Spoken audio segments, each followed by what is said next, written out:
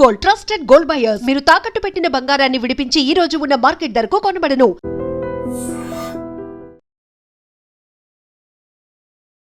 నమస్కారం, welcome to I dream. ధర్మ మార్గం విత్ విజిత కార్యక్రమానికి స్వాగతం.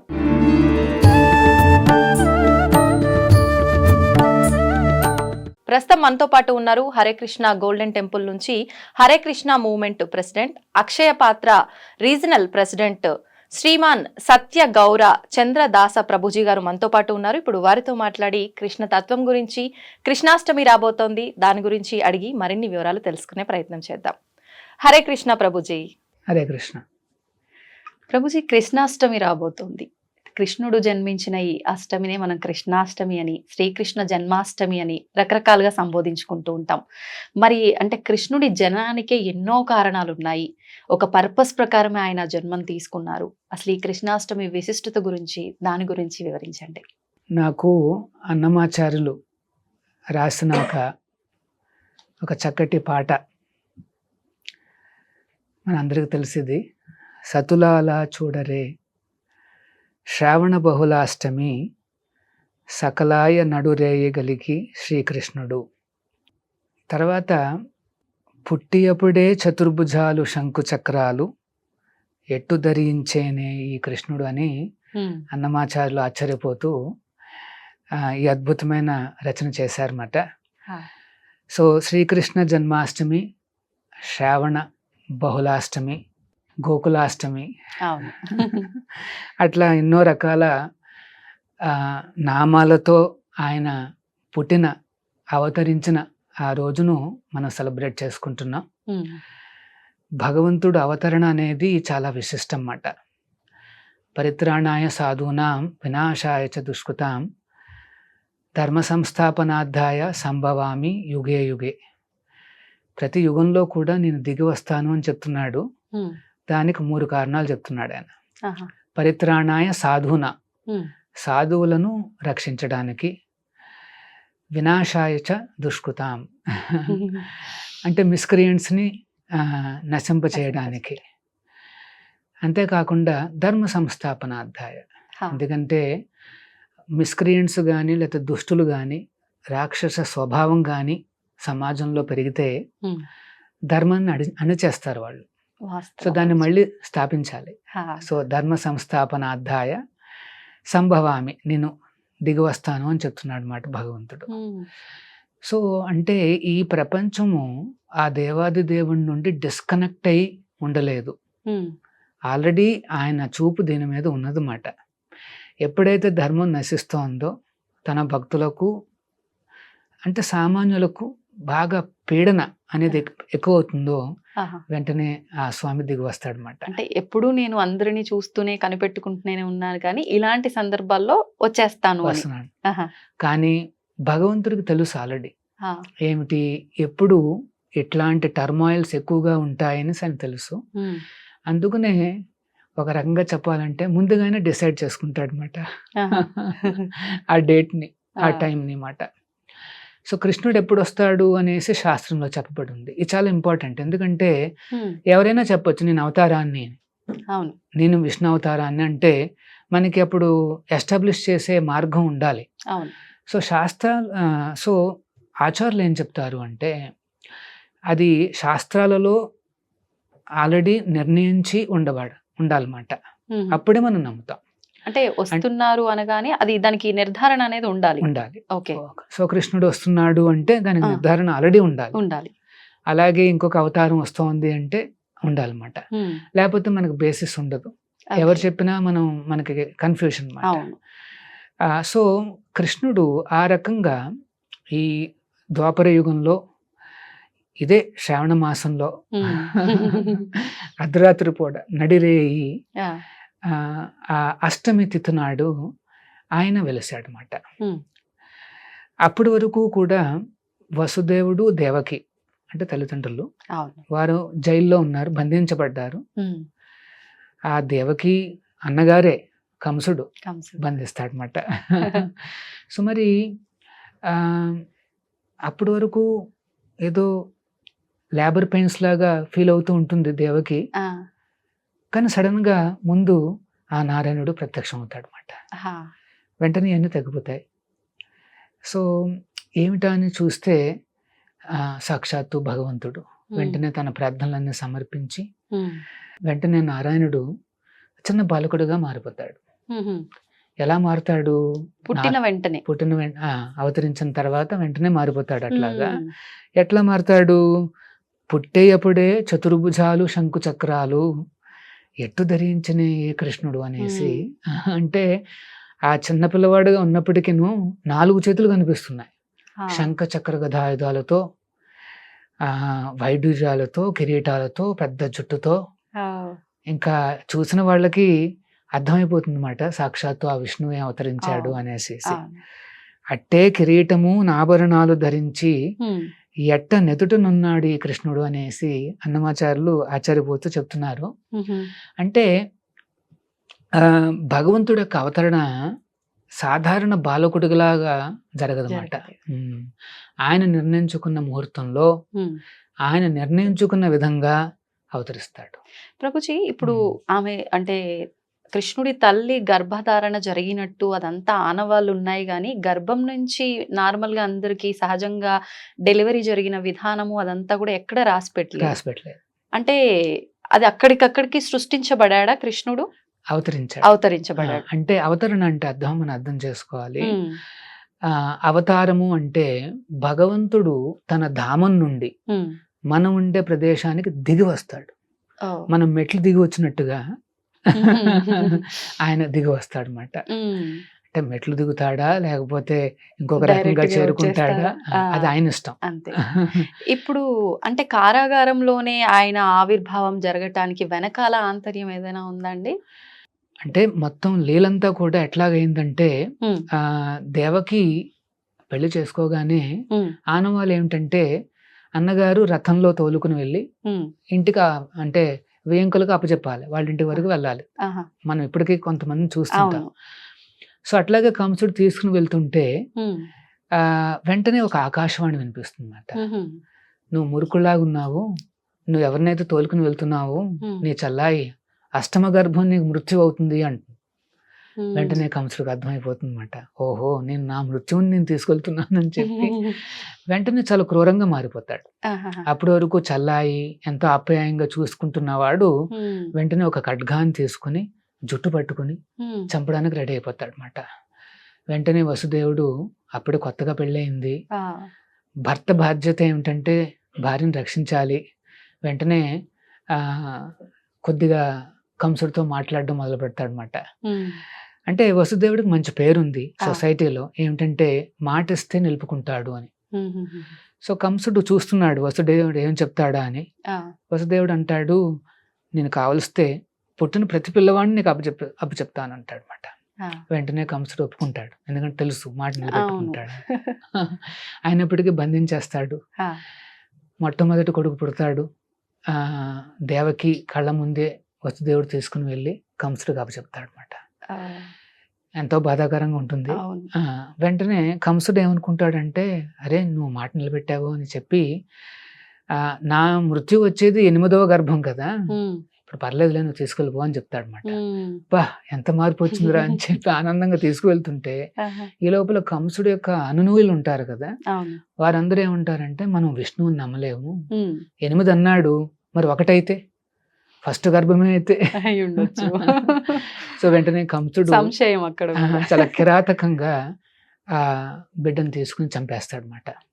అట్లాగా 6 చంపగా 7వ సంతానం ఎవరు అంటే సాక్షాత్తు అనంతుడు, బలరాముడు అన్నమాట. దేవకి గర్భంలోకి ప్రవేశిస్తుంది. అప్పుడు భాగవతం ఏం చెప్తోంది అంటే, ఆ భగవంతుడు శ్రీకృష్ణుడు తన యోగమాయను పిలిపిస్తాడు అన్నమాట. పిలిపించి, నేను ఇప్పుడు అనంతుడు తర్వాత నేను రాబోతున్నాను, సో నేను ఇప్పుడు ఆ అనంతుణ్ణి నువ్వు దేవకి గర్భం నుండి తీసుకుని వెళ్ళి రోహిణి గర్భంలోకి ప్రవేశపెట్టు అంటాడు. అంటే ఆల్రెడీ సంతానం. సో అమ్మవారు సంకోచిస్తుంది, ఎందుకంటే బలరాముడు ఆయన దేవాది దేవుడే. సో అప్పుడు కృష్ణుడు అంటాడు, కాదు ఇది సాధ్యం అవుతుంది, నువ్వు స్వామిని ఆకర్షించు, ఆకర్షించి రోహిణి గర్భంలోకి ప్రవేశం. రోహిణి ఎక్కడ ఉంటుంది అంటే Hmm. గోకులంలో ఉంటుంది అన్నమాట. ఆహా. నందుడి దగ్గరే ఉంటుంది. ఆ.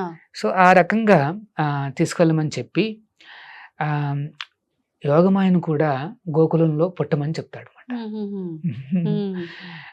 సో ఆ రకంగా ఆ అరేంజ్మెంట్ పూర్తి కాగానే అందరూ ఏమనుకుంటారు అంటే ఆ, దేవకికి గర్భస్రావం అయిందనుకుంటారు, మిస్కేరేజ్. ఎందుకంటే అనంతుని తీసేసుకుంది ఆవిడ. అవును. తీసుకువెళ్ళి రోహిణికి గర్భంలో ప్రవేశపడుతుంది అనమాట. సో ఇక్కడ అనుకోవడం ఏంటంటే మిస్క్యారేజ్ అనుకుంటారు, కానీ సేఫ్ గా ఉంటాడు అనమాట ఉంటాడు. బలరాముడు అక్కడ. Okay, okay. తర్వాత ఆ భగవంతుడు ఆ రకంగా అవతరిస్తాడు. ఉమ్. అంటే ఫస్ట్ దేవకి ముందు ముందు. అవతరించి తన బిడ్డగా మారిపోతాడు అనమాట. ఉమ్. అలా 4 చేతులతో కనిపించగానే దేవకి పుత్రవాత్సల్యంతో నువ్వు ఇట్లా ఉంటే కంసుడు వస్తాడు చంపేస్తాడని భయపడుతూ ఒక నార్మల్ బాలకుడుగా మారిపోవని కోరుతుంది, సామాన్య బాలకుడుగా. అదే. వెంటనే కృష్ణుడిగా మారిపోతాడు, ఆ. నల్లనయ్యగా మారుతాడు. ఆహా. కొత్త మేఘం ఏ రకంగా బ్లూ కలర్ లో Blue ఉంటుంది colour. చూడు, అవును. ఆ కలర్ లో ఆ భగవంతుడు కనిపిస్తాడు అనమాట. అవతరించగానే వెంటనే వసుదేవుడికి ఏం చెప్తాడు అంటే ఉమ్. నన్ను ఇక్కడ నుండి తీసుకువెళ్ళి గోకులానికి తీసుకువెళ్ళు అంటాడు అనమాట. ఉమ్. అదే అష్టమి గడియల్లో స్వామిని తీసుకుని వెళ్ళి గోకులానికి ప్రయాణిస్తాడు. ఉమ్. అందుకనే గోకులాష్టమి అని కూడా అంటారు. Okay, okay. సో ఆ రకంగా గోకులము అంటే గోవుల కులము అంటే ఆవులు ఎక్కువగా ఉమ్. పెద్ద ఆవులు ఉండే కమ్యూనిటీ మాట. అదే ఆహా. గోకులం అంటే. ఓ. బృందావనము, గోకులము, మథుర అంటే ఇంకా ఎన్నో ఆవులు ఉంటాయి అక్కడ. ఆహాహా. నందుడికి లక్షలాది ఆవులు ఉన్నాయని చెప్పబడిన శాస్త్రం చెప్తా అనమాట. అవును. సో యోగమాయ ప్రభావంతో ఏమవుతుంది అంటే మొత్తం అక్కడ అందరూ నిద్రపోవడము, ఉమ్. గేట్లు తెరుచుకోవడము, ఉమ్. వసుదేవుడు చిన్న బుట్టలో చిన్న కృష్ణుని పెట్టుకుని బయటకు వస్తాడు. ఓ. భారీగా వర్షం. యాక్చువల్గా మాకు జన్మాష్టమి టైం కూడా ఆ. అంటే కృష్ణుడు అవతరించే చాలా వర్షాలు వస్తాయి. అవునవును. ఇది వర్షాకాలం కదా. మ్మ్. సో అప్పుడు కూడా వర్షం పడుతోంది. హా. సో అందుకనే కృష్ణుడిని ఆ వర్షం నుండి కాపాడడానికి అన్నట్టుగా అనంతుడే సాక్షాత్తు అవతరించి ఒక గొడుగులాగా అంబరిలాగా పట్టుకుని ఉంటాడు. ఆహాహా.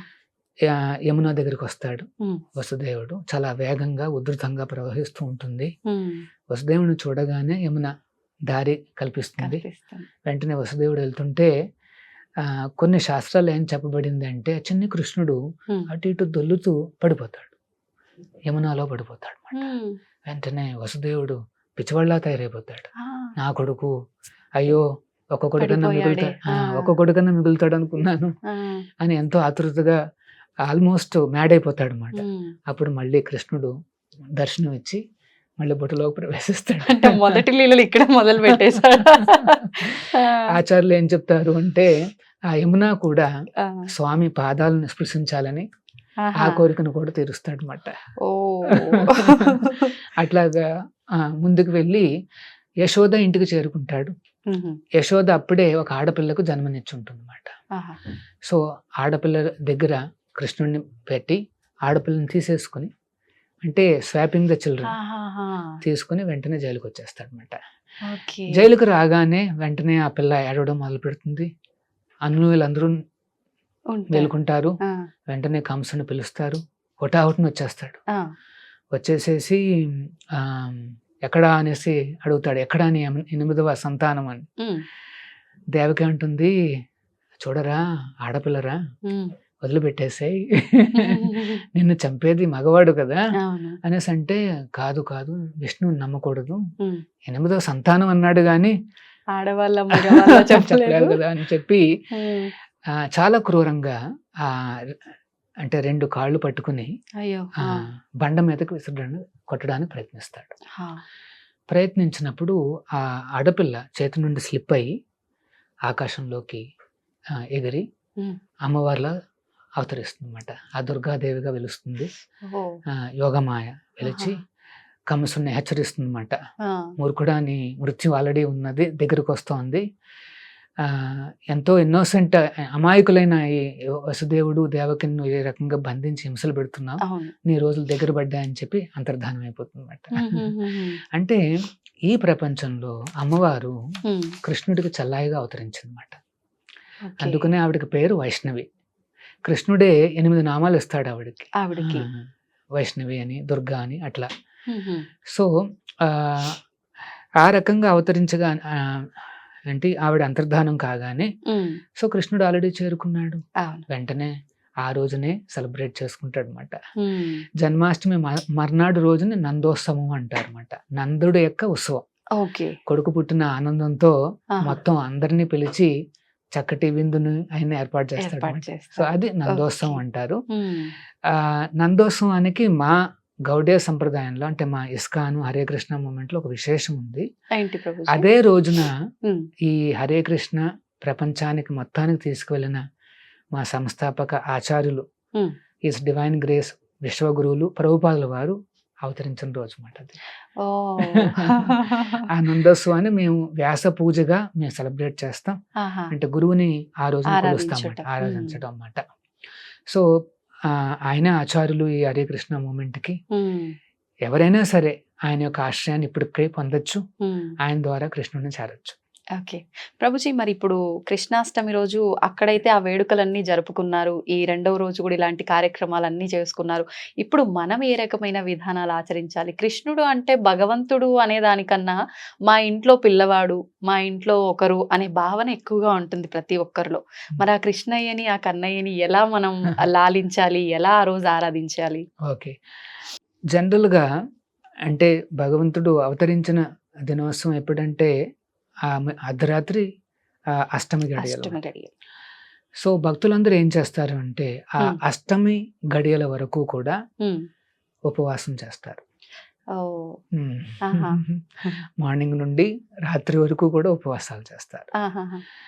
ఉపవాసము చేస్తూ మ్మ్. ఇంకొక వైపు కృష్ణనామాన్ని చెబుతూ ఉంటారు అన్నమాట. మ్మ్. హరే కృష్ణ కృష్ణ కృష్ణ హరే హరే, హరే రామ రామ రామ హరే హరే చెబుతూ ఉంటూ చేస్తారు. అంతేకాదు ఎన్నో రకాల సేవలు అందిస్తుంటారు అన్నమాట. అవును. అంటే ఒక దేవస్థానానికి వచ్చి మ్మ్. కాస్త దర్శనం చేసుకోవడము, ఆ రోజు కొద్దిగా క్యూస్ ఎక్కువగా ఉన్నా సరే ఉంటుంది. అవును. కాస్త తపస్సులు చేస్తూ ఆ స్వామిని దర్శించుకోవాలని వస్తుంటారు. ఆ. మన ఇంట్లో చేయాలి అనుకుంటే మనం ఉపవాసం ఉండాల్సి అంటే అర్ధరాత్రి వరకు ఉపవాసం చేయడం చాలా మంచిది. మ్మ్. ఉపవాసం కొంతమంది నిర్జల చేస్తారు, అంటే వాటర్ కూడా తీసుకోకుండా చేస్తారు. మ్మ్. కానీ ఒకవేళ హెల్త్ రీజన్స్ అట్లాంటివన్నీ ఉంటే మీరు పళ్ళు ఫలాలు జ్యూసెస్ అని తీసుకోవచ్చు. మ్మ్. దీన్ని ఏమంటారు అంటే అనుకల్పము అంటారు, అనుకల్ప ప్రసాదము అంటారు అన్నమాట. అయితే ఏకాదశి నాడు ఇట్లాంటి పదార్థాలు తీసుకుంటే ఆ వ్రతం చెడిపోదు. మ్మ్. ఏమిటి పళ్ళు ఫలాలు మిల్క్ ఓకే. యోగట్టు అయినా తీసుకోవచ్చు. ఆహా. పల్లీలు తీసుకోవచ్చు, మ్మ్. సగ్గుబియ్యం తీసుకోవచ్చు. ఓకే. సగ్గుబియ్యం దుంపతో వస్తుంది కాబట్టి ఆ. సో దుంపలు వెజిటేబుల్స్ అని తీసుకోవచ్చు. ఆహాహా. సో ఒక్క ధాన్యాలు మ్మ్. పప్పులు పల్సెస్ అన్నీ కూడా అవి అవాయిడ్ చేయాలన్నమాట. ఓకే. సో పాలు ఫ్రూట్స్ వెజిటేబుల్స్ అని తీసుకోవచ్చు. మ్మ్. చాలా మంది భక్తులు తీసుకుంటారు కూడా. మ్మ్. కానీ అక్కడ మెయిన్ విషయం ఏమిటంటే ఈ హరే కృష్ణ మహామంత్రాన్ని హరినామాన్ని చెబుతూ ఉండాలి. ఎంత వీలైతే అంత చేయాలి. కొంతమంది భక్తులు అయితే ఆ రోజున 64 మాలలు చేస్తారు. 64 అంటే 64 ఇంటూ 108 సార్లు ఆ భగవంతుడి నామాలు ఉచ్చరిస్తూనే ఉంటారు అన్నమాట. అంటే దాదాపు ఎన్ని అవర్స్ పడుతుండొచ్చు ప్రభుజీ? కానీ ఆచార్యులు వారు రికమెండ్ చేసింది ఏమిటంటే 16 మాలలు 2 గంటలు పడుతుంది. కానీ కొంతమంది భక్తులు 64 చేస్తారు. అంటే 2 ఇంటూ 4 అంటే 8 గంటలు పడుతుంది అన్నమాట. సో ఉపవాసం చేస్తూ భగవత్ నామస్మరణ చేస్తూ తర్వాత వీలైతే దేవస్థానానికి వచ్చి దర్శనం చేసుకుంటూ అక్కడ ఇంట్లోనే స్వామికి ఏమన్నా వెన్నతో చేసినవి కానీ ఘీతో చేసినవి కానీ పాలతో చేసినవి కానీ కొన్ని స్వీట్స్ అలా సమర్పించే స్వామికి అవి ఒక 9 మందికో 18 మందికో పంచాలి. ఆ రకంగా పంచితే అది చాలా విశిష్టం ఆ రోజున. అంతేకాదు దానం చేసే శక్తి ఉన్న వాళ్ళందరూ కూడా గోసేవకు కానీ అన్నదానానికి కానీ ఇస్తే ఆ కృష్ణుడికి ప్రీతి పొందుతారు అన్నమాట. సో అది ఈ అంటే చాలా సింపుల్ ప్రొసీజర్ చెప్పాను. కొంతమంది హరివాసరం కూడా చేస్తారు, అంటే అర్ధరాత్రి పూట కూడా పడుకోకుండా ఈ హరినామ కీర్తన చేస్తూ జాగరణ. జాగరణ చేస్తారన్నమాట. ఓకే. మార్నింగ్ వరకు జాగరణ చేసుకుంటారు. ఉమ్. అలా జాగరణ చేస్తే లేవగానే వెంటనే మీరు గ్రెయిన్స్ తీసుకోకూడదు. ఉమ్. ఆ రోజు కూడా కొద్దిగా మధ్యాహ్నం పూట వరకు పళ్ళు ఫలాలు తీసుకొని ఆ ఓకే. మధ్యాహ్నం పూట మీరు అప్పుడు గ్రెయిన్స్ తీసుకోవచ్చు అన్నమాట. ఆహాహా. సో ఆ ఓకే. రకంగా చేసే పద్ధతులు ఉన్నాయి. ఉమ్. సింప్లెస్ట్ ఏంటంటే భగవంతుడి నామస్మరణ చేస్తూ కాస్త ఉపవాసం అంతే. చేసి కొన్ని నైవేద్యాలు పెట్టండి. ఉమ్. వీలైతే దేవస్థానానికి రండి. అంతే. అంటే ఒకవేళ ఆలయానికి వెళ్ళడం కుదరకపోయినా, కుదరకపోతే ఇంట్లో ఇవన్నీ చేయకపోయినా నామస్మరణ చేసుకుంటూ ఉన్నా సరిపోతుంది. వీలైతే ఆ గ్రెయిన్స్ అనేవి అవాయిడ్ చేయాలి. అవాయిడ్ చేయాలి. ఓకే. ప్రభుజీ, ఇప్పుడు ప్రభుపాదుల వారు కృష్ణ తత్వం గురించి అందరికీ వివరిస్తూ కృష్ణ భక్తిని విశ్వవ్యాప్తం చేస్తున్నారు. దాని గురించి ఒక చిన్న వివరణ ఏదైనా. సో ప్రభుపాదుల వారు చిన్నప్పటి నుండి కృష్ణ భక్తుడే. ఉమ్. ఆయన యాక్చువల్గా కృష్ణుడి యొక్క ఏమన్నాలంటే క్లోజ్ అసోసియేట్ అన్నమాట. భగవంతుడి యొక్క అనునూయుడు. ఆయన స్వయంగా దిగి వచ్చాడు. ఉమ్. సో చిన్నప్పటి నుండి కూడా చూస్తాం అన్నమాట ఆయనలో ఆ కృష్ణతత్వం అనేది, ఆ భక్తి అనేది చాలా గాఢంగా ఆయనలో కనిపిస్తుంది అన్నమాట. హా. 8 ఏళ్ల వయసులోనే ఒక పెద్ద రథయాత్రను ఆర్గనైజ్ చేస్తారు ప్రభుపాదుల వారు. ఉమ్. చిన్నప్పుడు ఇంకా 1 year కూడా ఉండదు, ఆహా. మేబీ 2 years అంటే జస్ట్ నించున్నాడు అంతే. ఓ. అప్పుడు సంకీర్తనలో పాల్గొంటూ ఆయన కూడా అట్లాంటి వృత్తాంతాలన్నీ కూడా ఆయన బయోగ్రఫీలో ఉన్నాయన్నమాట. ఆహా. సో ఆ రకంగా చిన్నప్పటి నుండి కూడా ఎంతో గొప్ప కృష్ణ భక్తిని చూపించే ఆయన ఉమ్.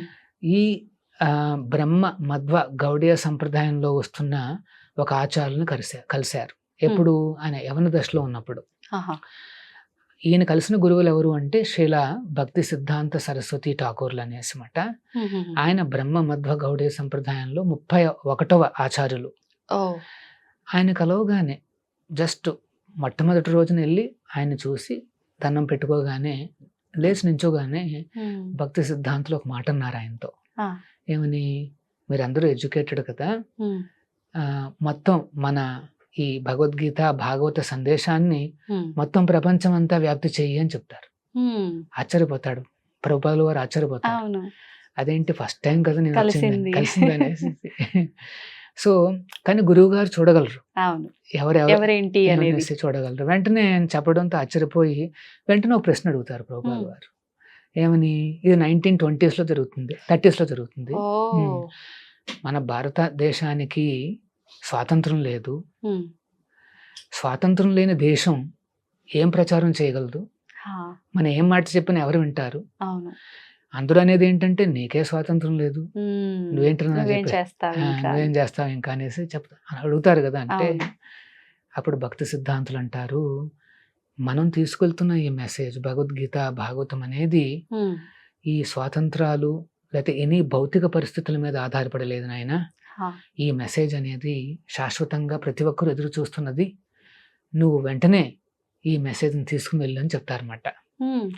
సో వెంటనే ఆకర్షితులు అవుతారు. అవును, ఇది శాశ్వతమైన మెసేజ్, ఇది పరిస్థితులు అనుకూలంగా ఉన్నాయా లేదా అని ఆధారపడి ఉండదు ఉమ్. అనేసి ఆలోచించి వెంటనే చాలా ఆకర్షితులు అవుతారు అన్నమాట ప్రభుపాదుల వారు. ఆహా. వెంటనే భక్తి సిద్ధాంతుల దగ్గర నుండి దీక్ష తీసుకుంటారు. ఉమ్. దీక్ష తీసుకుని ఎప్పుడూ ఆలోచిస్తూ ఉండేవారు అన్నమాట, ఎలా సంపూర్ణం చేయాలి, ఉమ్. గురువు గారి యొక్క ఆదేశాన్ని ఎట్లా పాటించాలి. ఎందుకంటే ముఖ్యంగా ఆయన ఏం చెప్తారంటే గురువులు పాశ్చాత్య దేశాలలో ప్రచారం చేయమని చెప్తారు ముందుగా. సో మరి ఎట్లా వెళ్ళాలి అనేసి ఆలోచిస్తూ ఆ. ప్రభుపాదుల వారు ఎన్నో రకాల ప్రయత్నాలు చేస్తారు. ఫస్ట్ ఇండియాలోనే ప్రయత్నాలు చేస్తారు. ఆహా. కానీ ఇండియాలో అందరూ ఏంటంటే అందరూ అమెరికా వైపు చూస్తున్నారు. అప్పటి నుంచి ఇదే ఉంది. అదే ఉందండి. అంటే ఫస్ట్ బ్రిటన్ కాస్త పతనం చెందడంతో అమెరికా. అంటే పాశ్చాత్య దేశాల్లోనే ఏదో ఉందనేసి ఒక అనుకుని ఇక్కడ జనాలు ఎక్కడ మొగ్గు చూపుతున్నారో అక్కడి నుంచి మనం మొదలు పెడితే బాగుంటుంది అనే ఉద్దేశం అయి ఉండొచ్చు కదా ప్రభుజీ. సో ప్రభుపాదులు అదే అనుకున్నారు. మా గురువు గారు సందేశం ఇచ్చారు, ఇంగ్లీష్ లో దీన్ని ప్రచారం చేస్తే కాస్త ఇంటెలిజెంట్ పీపుల్ దీన్ని తీసుకుంటే వెంటనే అందరూ యాక్సెప్ట్ చేస్తారు. సో వెంటనే అలాగా చాలా ప్రయత్నాలు చేసి ఇండియాలో సాధ్యం కాక ఇంకా అమెరికాకి వెళ్ళడానికి నిశ్చయించుకుంటారు. అంటే ఎక్కడికైనా వెళ్ళొచ్చు, లండన్కి వెళ్ళొచ్చు, ఎక్కడికైనా వెళ్ళొచ్చు, కానీ ఎందుకు అమెరికా అనేసి అనిపించింది గురువు గారికి. సో వెంటనే ప్రయాణించడానికి ఎన్నో రకాల ప్రయత్నాలు చేసిన అవ్వదు. ఒక రోజున ఒక ఆలోచన వస్తుంది. ఒక వాడ కంపెనీని నడిపే ఒక సుమతి మురార్జీ అనేసి ఒక ఆవిడ కంపెనీ ఓనర్ అన్నమాట. ఆవిడ ముంబైలో ఉంటుంది. సో ప్రభుపాదుల వారు వెళ్ళి కలుస్తారు. ఆవిడ వెరీ ఎల్డర్లీ లేడీ, చాలా భక్తురాలు మాట ఆవిడ కూడా.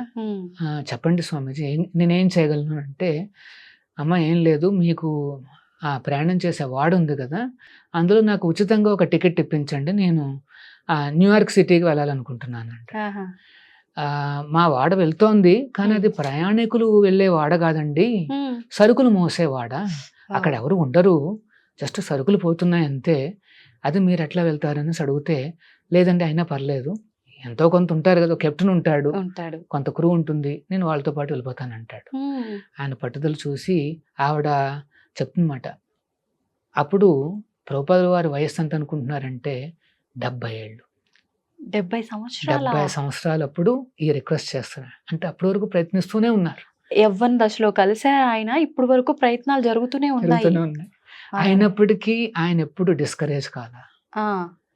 గురువు గారి ఒక్క వాక్యాన్ని పరిపాలిస్తున్నారు, ఎన్నో రకాల ఫెయిల్యూర్స్ వచ్చాయి, ఆయన డిస్కరేజ్ కాలా. ఇది ఇప్పుడు నేటి సమాజానికి ఒక మంచి ఉదాహరణ కదా ప్రభుజీ. ప్రతిదీ ఏదైనా నిరాశ కలగగానే వదిలేస్తుంటాం. చిన్న ఫెయిల్యూర్ రాగానే అవును, కొంతమంది ఎక్స్ట్రీమ్ స్టెప్స్.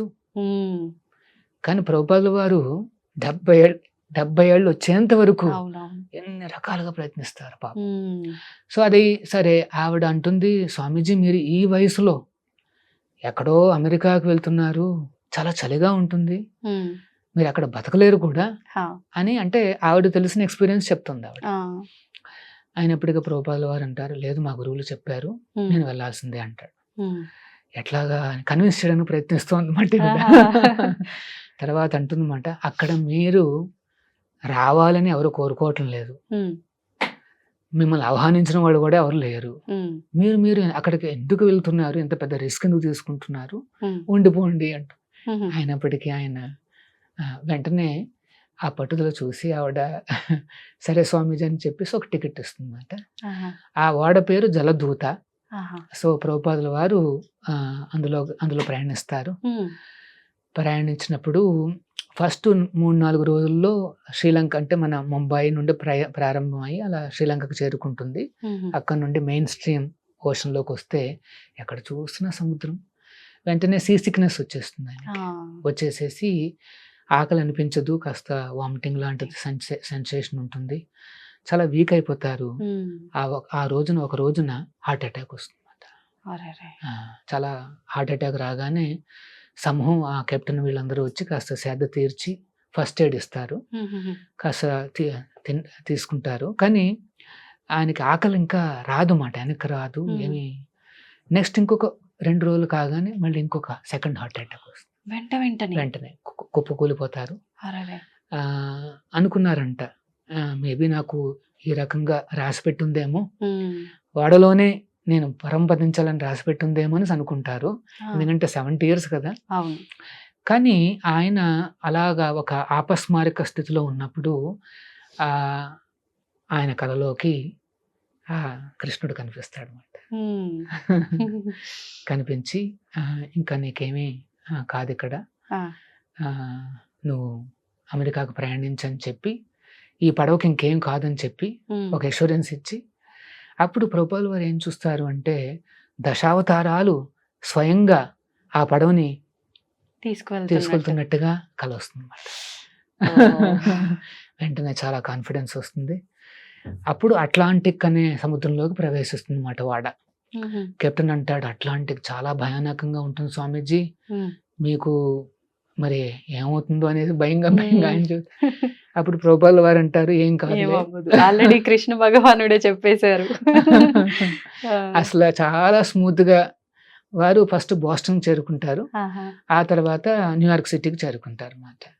చేరుకుని దిగుతున్నప్పుడు స్వామీజీ చేతిలో 5 ట్రంక్ బాక్సులు ఉంటాయి. ఆహా. అవన్నీ భాగవతం పుస్తకాలు. ఉమ్. ఆయన చెందింది ఇంకొక చిన్న బ్యాగు. ఆ. 40 రూపాయలు చేతిలో ఉన్నాయి. 70 ఏళ్ల వయసు, ఎవరూ లేరు. సహాయానికి. ఆ, అలా దిగుతూ ఉన్నప్పుడు ఆ కెప్టెన్ పేరు పాండే. ఉహుం. పాండే గారు, నా దగ్గర $1 లేదు, నా దగ్గర కొన్ని పుస్తకాలు ఉన్నాయి, నేను ఒక సెట్ ఇస్తాను మీకు, ఉమ్. మీరు పుస్తకాలను తీసుకుని మీకు అంత తోస్తే అంత డబ్బులు ఇవ్వండి అని అడుగుతారు. ఆ. సో ఆ రకంగా ప్రభుపాదుల వారు ఆ డబ్బు తీసుకుని, ఉమ్. దాంతో పెద్ద పెద్ద ఏరియాస్ లో ఉండడానికి లేదు, లేదు. ఒక చిన్న బస్తీలో, ఉమ్. అక్కడ ఏమంటారంటే లోవర్ ఈస్ట్ సైడ్ అనేసి ఆహా. ఒక ప్లేస్ మాట న్యూయార్క్ సిటీలో. అక్కడ ఒక చిన్న బస్తీలో ఆయన ఉమ్.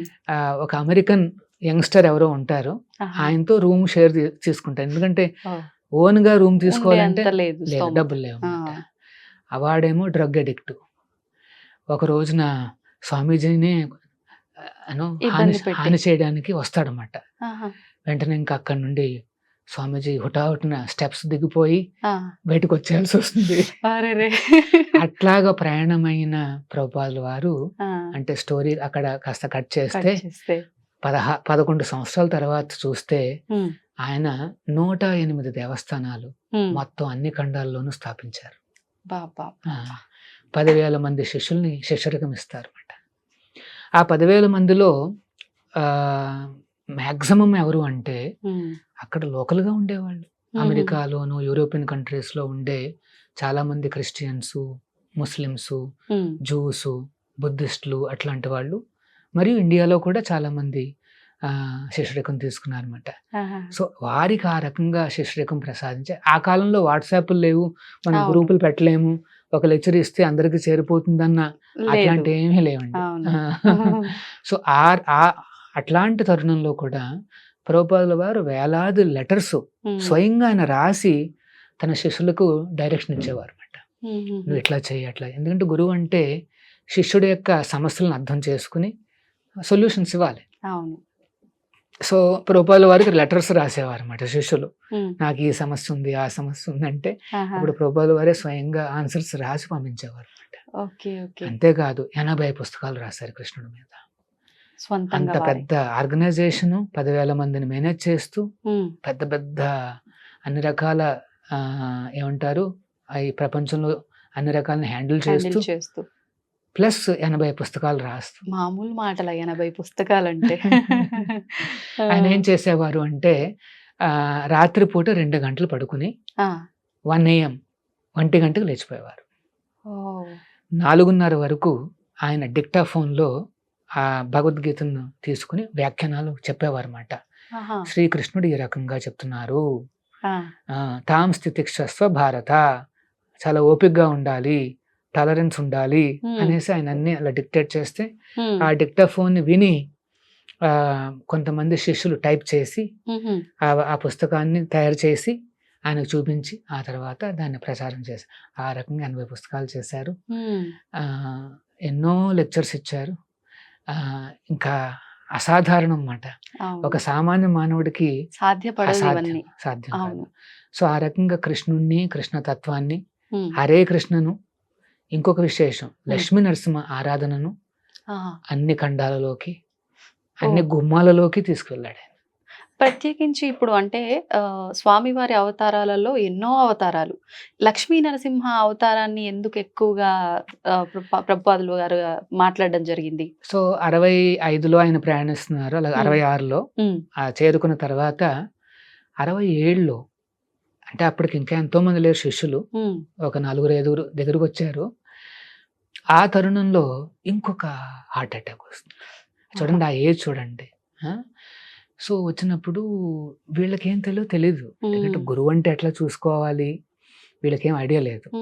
హాస్పిటల్కి తీసుకెళ్ళాలా తీసుకెళ్ళకూడదా, వాళ్ళు గుణించుకుని మేము హాస్పిటల్కి తీసుకువెళ్దామని అనుకుంటారు అన్నమాట. అనుకుంటే అప్పుడు ప్రభుపాదుల వారు, అంటే కాస్త ఆ స్పృహ ఇంకా ఉంది, ఆయన ఏం చెప్తారంటే, వద్దు, నన్ను హాస్పిటల్కి తీసుకెళ్ళొద్దు, నేను మీకు ఒక మంత్రం చెప్తాను, ఆ మంత్రాన్ని మీరు ఉచ్చరించండి, అప్పుడు 2 దేవస్థానాలు ఉంటాయి, అక్కడ ఇక్కడ అందరూ కూడా ఉచ్చరించండి అని చెప్పి నరసింహస్వామి వారి యొక్క మంత్రాన్ని ప్రసాదిస్తారు. అప్పటి వరకు వారికి కృష్ణుడు అంటేనే తెలుసు, ఇప్పుడు నరసింహ అంటే వాళ్ళకి ఐడియా లేదు. సో ప్రభుపాదుల వారు చెప్తారన్నమాట, ఈ లక్ష్మీ నరసింహ, ప్రహ్లాద నరసింహ ఆయన కూడా విష్ణు అవతారమే. తర్వాత భక్తుల్ని రక్షించే భావనలో ఉంటాడు నరసింహ, ఎప్పుడూ భక్తుల్ని రక్షించే, ఎందుకంటే ప్రహ్లాదుని రక్షించడానికి వచ్చాడు. సో నన్ను రక్షించమని కోరుకోండి, నా గురువు గారు వచ్చిన పని ఇంకా పూర్తి కాలేదు, మీరు పర్మిషన్ ఇస్తే పూర్తి అవుతుంది అనేసి కోరుకోమని చెప్తాడు అనమాట. సో ఆ రకంగా వాళ్ళు ప్రార్థనలు చేస్తారు, రూపాయలు వారు ఖచ్చితంగా రికవర్ అవుతారు. సో ఇంత ఘనంగా హరే కృష్ణ అన్ని చోట్ల ప్రచారం అయింది అంటే అది ఆ లక్ష్మీ నరసింహస్వామి అనుగ్రహం. ఇప్పుడు మనకు హరే కృష్ణ గోల్డెన్ టెంపుల్లో లక్ష్మీ నరసింహస్వామి స్వయంభూ ఆలయం కూడా ఉంది. మరి ఇప్పుడు కృష్ణాష్టమి రోజున ఇక్కడ కూడా వేడుకలు జరుగుతాయా? అంటే కృష్ణుడితో పాటు స్వామి వారికి, లక్ష్మీ నరసింహ స్వామి వారికి కూడా ఎటువంటి వేడుకలు జరుగుతుంటాయి ప్రభుజీ? అక్కడ యాక్చువల్గా ఆ రోజున ఇరు దేవస్థానాల్లో కూడా విశేషమైన నూతన వస్త్రాలు, ఆభరణాలు సమర్పించడమే కాకుండా మార్నింగ్ నుండి రాత్రి వరకు కూడా ఎన్నో ఉపచారాలు అందించడం జరుగుతుంది అన్నమాట. అంటే ప్రాతకాలంలో స్వామికి షోడశోపచారాలన్నీ సమర్పించి ఆ తర్వాత రెగ్యులర్ నైవేద్యాలు, ఆరతులు, చాలా ఎక్కువ నైవేద్యాలు చేస్తూ ఉంటారు కదా కృష్ణుడికి సంబంధించిన ఏ వేడుకకైనా. జనరల్గా అవతరించిన రోజున 108 ఐటమ్స్ మేము తయారు చేస్తాం. ముఖ్యంగా మాతాజీస్ ఉంటారు, అంటే మా దేవస్థానంలో ఇలాగా ప్రాక్టీస్ చేసే కొంతమంది మాతాజీస్, వారందరూ చక్కగా కృష్ణుడికి వండి పెడతారు అన్నమాట. ఒక 2 రోజుల నుండే వాళ్ళు రెండు రోజుల ముందు నుండే వాళ్ళు ప్రారంభిస్తారు. అందులో స్వీట్స్ ఉంటాయి, కారాస్ ఉంటాయి, కొన్ని రకాల చట్నీలు, తర్వాత ధాన్యాలతో చేసినవి, అన్ని రకాల రైస్ ఐటమ్స్, పాలు, మిల్క్, ఘీ, తర్వాత పన్నీరు, వీటితో చేసిన ఐటమ్స్ అన్నీ ఉంటాయి. అట్లా ఎన్నో రకాల వెరైటీస్ అన్ని కలిపి 108 వెరైటీస్ మేము సమర్పిస్తాం స్వామికి. సమర్పించిన తర్వాత వాటిని అన్నిటినీ కూడా భక్తులకు అందరికీ డిస్ట్రిబ్యూట్ చేసేస్తాం, వచ్చే వాళ్ళందరికీ వారందరికీ పంచుతాం అన్నమాట. యాక్చువల్గా మా హరే కృష్ణ మూమెంట్ లో మీరు గమనిస్తే ప్రసాదానికి మేము చాలా ఇంపార్టెన్స్ ఇస్తాం. అవును, ఎక్కడికి వెళ్ళినా సరే మా కార్యక్రమాల్లో అటెండ్ అయితే చాలు, చాలా ఘనంగా వాళ్ళకి ప్రసాదాలు. మెయిన్ క్వాలిటీ కూడా చాలా బాగుంటుంది. ప్రభుజీ, ఇప్పుడు అక్కడ మాతాజీలు ఇవన్నీ ప్రసాదాలు చేయటంలో నిమగ్నమై ఉంటారన్నారు. ఆసక్తి ఉన్న వాళ్ళు బయట నుంచి కూడా ఎవరైనా వచ్చి చేయాలంటే అవకాశం ఉంటుందా? ఖచ్చితంగా వారు కూడా రావచ్చు, వారు కూడా అక్కడ ఏ సహాయం చేయగలుగుతారో చేయొచ్చు. వాలంటీరింగ్ అనేసి ఉంటుంది. అంటే మనం తిరుమలలో కూడా చూస్తుంటాము, శ్రీవారి సేవలు చేస్తుంటారు వాలంటీర్స్. అట్లా ఇక్కడ కూడా రావచ్చు. చాలా మంది యాక్చువల్గా వేలాది మంది వాలంటీర్స్ ఆ రోజున అక్కడ ఉంటారు. ఎందుకంటే వచ్చిన భక్తులకు సౌకర్యం ఏర్పాటు చేయడము, ప్లస్ భగవంతుడికి సేవలు అందించడము అని నడుస్తూనే ఉంటుంది అన్నమాట. సో ఆ రోజున ఒక విశేషం ఏంటంటే హరే కృష్ణ గోల్డెన్ టెంపుల్లో మీరు అక్కడున్న రాధా గోవిందులు ఆ దర్శనం చేసుకోవచ్చు. అత్యంత అందంగా, సుందరంగా కనిపిస్తారు. ఆ రోజున నూతన వస్త్రాభరణాలు ఇస్తాం కాబట్టి. తర్వాత ఇంకొక రూపము గోధాకృష్ణులు ప్లస్ మాకన కృష్ణులు, అంటే 3 కృష్ణ రూపాలని దర్శనం చేసుకోవచ్చు ఆ రోజున. సో ఈ గోధాకృష్ణులు ఆ లక్ష్మీ నరసింహ దేవస్థానంలో ఉంటారు. తర్వాత రాధాకృష్ణులు ఇక్కడ ఈ దేవస్థానం ఈ గర్భాలయంలో ఉంటారు, మా గుళ్ళో ఉంటారు. తర్వాత మాకన కృష్ణుడు అంటే వెన్నముద్ద పట్టుకుని చిన్ని కృష్ణుడు. ఈ చిన్ని కృష్ణుడు విశేషం ఏమిటంటే వచ్చిన ప్రతి ఒక్కరూ కూడా ఆ చిన్ని కృష్ణుడికి ఉంజల సేవ సమర్పించవచ్చు. అందరికీ అవకాశము. అక్కడేం టికెట్స్ అంటూ ఏమి ఉండవు. అందరూ చక్కగా స్వామికి సేవను సమర్పించి తీర్థ ప్రసాదాలు స్వీకరించి చక్కగా ఆనందంగా ఆ స్వామి అనుగ్రహానికి పాత్రలు కావచ్చు. అందరికీ కూడా అవకాశం ఉందన్నమాట, మీరు అందరూ రావచ్చు. ఓకే ప్రభుజీ, కృష్ణుడు అంటేనే ఆయన లీలలు 1, 2 కాదు, అసలు చెప్పుకుంటూ పోతే ఎన్నో లీలలు. ప్రత్యేకించి ఈ రోజున మనం ఈ పూజలు ఇలాంటివి పార్టిసిపేట్ చేయకపోయినా ఆయనకు సంబంధించిన విషయాలు విన్నా కూడా ఆ తత్వాన్ని అర్థం చేసుకోగలమంటారా? ఎస్, కృష్ణతత్వాన్ని అర్థం చేసుకోవాలి అంటే అత్యంత సులభమైన మార్గం ఏమిటంటే శ్రవణం. హా. కృష్ణుడి గురించి వినాలి. వినటం. కానీ ఎవరి నుండి వినాలి ఉమ్, అది చెప్పారు. అది మనం ఆచార్యుల వారి నుండే వినాలి. ఉమ్, ఎవరైతే ఆ కృష్ణుడి యొక్క అనన్యమైన భక్తిని ఉమ్, ప్రదర్శించారో అట్లాంటి ఆచార్యుల వారి ముఖం నుండి వచ్చే ఆ వాక్యాలను మనం వినాలన్నమాట. ఆహా. Okay, so okay. మన అందరం కూడా ప్రభుపాదుల వారి దగ్గర నుండి వింటే, లేకపోతే ఆయన రాసిన పుస్తకాల నుండి గనక మనం చదివితే ఉమ్, వెంటనే కృష్ణతత్వం అనేది తేలిగ్గా అర్థమవుతుంది. ఓకే. వేదేషు దుర్లభం అన్నారు. యాక్చువల్గా వేదాలలో కృష్ణతత్వం అనేది చాలా దుర్లభం. ఉమ్, మనం చదువుకుంటే ఏం అర్థం కాదు. అర్థం కాదు. కానీ అదుర్లభం ఆత్మభక్త. అంటే ఆత్మభక్తుడు అంటే తన సొంత భక్తుడు, ఆయన దగ్గర నుండి వింటే మాత్రం అదుర్లభం, వెంటనే తేలికైపోతుంది. Okay, okay. అంటే ఈ రోజున కోట్లాది మంది కృష్ణతత్వాన్ని అర్థం చేసుకుని ఉమ్, ఆయన భక్తులు అయ్యారు అంటే దానికి కారణం ఏంటంటే అదుర్లభం ఆత్మభక్త. ప్రభుపాదుల వారి ఆయన కరుణ ద్వారానే జరిగిందన్నమాట. ఉమ్, సో విశ్వగురువులైన ఈ ప్రభుపాదుల వారిని మనం ఆశ్రయిస్తే వెంటనే కృష్ణతత్వం అనేది చాలా తేలిగ్గా లభిస్తుంది. ఉమ్, మన జీవితంలో పెద్ద చక్కటి ట్రాన్స్ఫర్మేషన్స్ వస్తాయి. ఎప్పుడు ఆనందంగా కిలకిలలాడుతూ మన రెగ్యులర్ డ్యూటీస్ చేసుకోవచ్చు. ఓకే. ప్రభుజీ, కృష్ణతత్వం అంటున్నాం. అంటే అసలు ఏంటి ఈ కృష్ణతత్వం అనుకునే వాళ్ళకు సింపుల్ గా ఏదైనా చెప్పగలరా? ఏం లేదు, ఉమ్. కృష్ణుడు ఒక సుప్రీం పర్సనాలిటీ. ఆ, ఆయన అర్థం చేసుకోవడం అంతే. ఓకే. ఉమ్, ఒక సామాన్యుని అర్థం చేసుకోవడమే చాలా కష్టం. అవును. ఎందుకంటే చూస్తే మనకు అర్థం కాదు ఎవరు. అవ్వదు. మనకు అర్థమయ్యేది ఏంటంటే బాహ్యంగా కనిపించే కొన్ని ఫీచర్స్ తప్పితే వాస్తవం. అలానే ఉంటే మనకు అర్థం కాదు. అవును. మరి దేవాది దేవుడు కృష్ణుడు ఆయన అర్థం చేసుకు దాన్ని తత్వం అంటారు అన్నమాట. తత్వం అంటే ఆ సత్యం మాట, truth as it is. Okay. అంటే యాజ్ ఇట్ ఈస్ గా ఆయన గురించి అర్థం అర్థం చేసుకోవాలి. చేసుకో. జన్మకర్మచమే దివ్యం ఏవం యో తత్వతః త్యక్వా దేహం పునర్జన్మనైతి మామేతి సో అర్జున అన్నాడు కృష్ణుడు. ఉమ్, ఏమిటి? నా జన్మను, నా లీలలను ఎవరైతే తత్వతః అంటే యాజ్ ఇట్ ఈస్ గా అర్థం చేసుకుంటారో, ఉమ్, అంటే యథాతథంగా అర్థం చేసుకుంటారు, ఉన్నది ఉన్నట్టుగా. ఉన్నది ఉన్నట్టుగా, ఆ, దెన్ త్యక్వా దేహం, శరీరం వదిలిపెట్టిన తర్వాత ఆ, పునర్జన్మ నైతి, మళ్ళీ ఓ. పునర్జన్మ అంటూ ఉండదు. మరి ఏమైపోతాడు? ఆ, శూన్యంలో కలిసిపోతాడా? జ్యోతిలో, అనంతమైన జ్యోతిలో కలిసిపోతాడంటే కాదు, ఉమ్, మామేతి, నా దగ్గరికి చేరుకుంటాడు అంటాడు.